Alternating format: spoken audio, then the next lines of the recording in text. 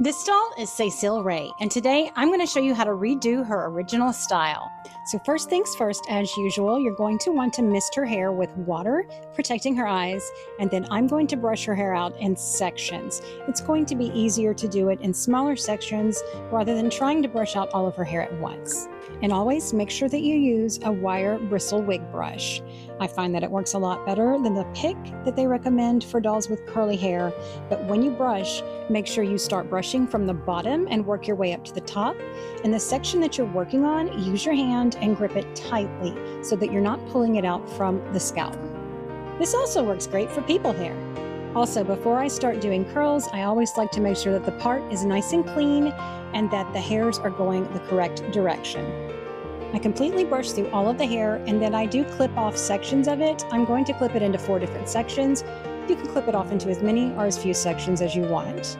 Then I'm going to go row by row, starting at the bottom, and start curling the hair, one weft at a time. I'm going to use a skinny metal straw to curl the hair, but a lot of people use chopsticks with success, and a whole lot of water. Be prepared for your fingers to get wrinkly. So I'm going to use my favorite tool here in her hair a lot. And if you don't have something like this, I highly recommend getting it for when you are going to work on dolls with ringlet curls like this. What I'm using is just a golf ball and club groove cleaner.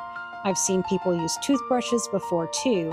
You just want something with those smaller bristles. I personally prefer the golf ball cleaner because it does have metal bristles, but I haven't heard any negative horror stories about people using toothbrushes on a doll's hair either, so those are perfectly fine to use. Once I've smoothed out the weft that I'm starting with, I'm going to grab my metal straw, and then I'm going to start wrapping small sections of hair around that straw to the left.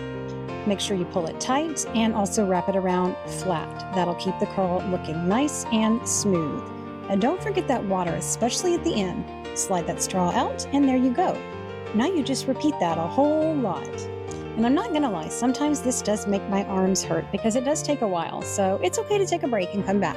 I finish up with her curls and then I put her hair back into her meat style.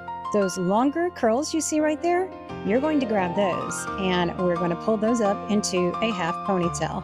Secure that with an elastic and do the same on the other side. To clean up her pin curls, I just spray them with water and use my hands to smooth them out.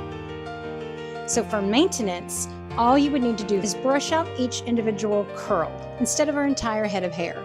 And then you can do the water and the wrapping around the metal straw trick. Once you've got them separated and set the way you want to, then they are good to be maintained, brushing out one at a time. I hope this was helpful. American Girl, please bring her back.